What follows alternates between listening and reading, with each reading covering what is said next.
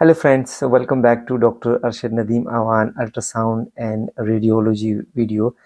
Today I'm going to discuss about how we will be able to find the simple bone cyst on conventional radiograph. There is a particular feature of simple bone cyst. First of all, it happens to be in first and second decade of life.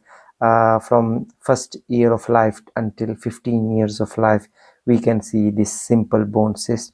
On the X-ray, it will be either unilocular or multilocular, and especially it rises from the metaphysis and extend towards the diaphysis.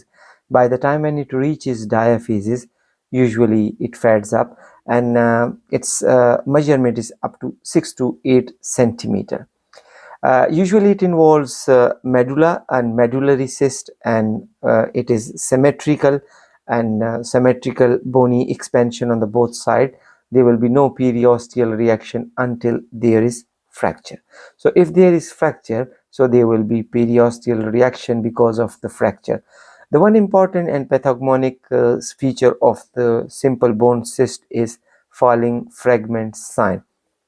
Within the lesion, within the cystic lesion at the dependent part, you might be able to see some bony fragment. So this would be pathognomonic for the simple bone cyst.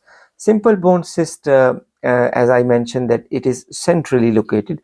Like in contrary, in aneurysmal bone cyst, which happens to be slightly eccentric, but simple bone cyst will always be central, and there will be no there will be no sclerosis margin around it, so there will be no surrounding sclerosis.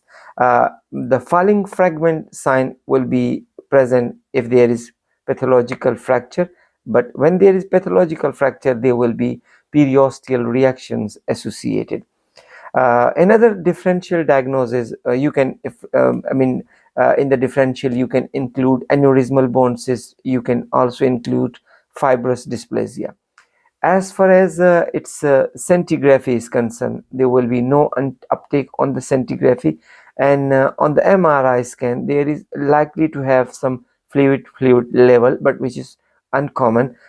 In the differential diagnosis of fluid level on the CT scan and MRI, this simple bone cyst can also be included.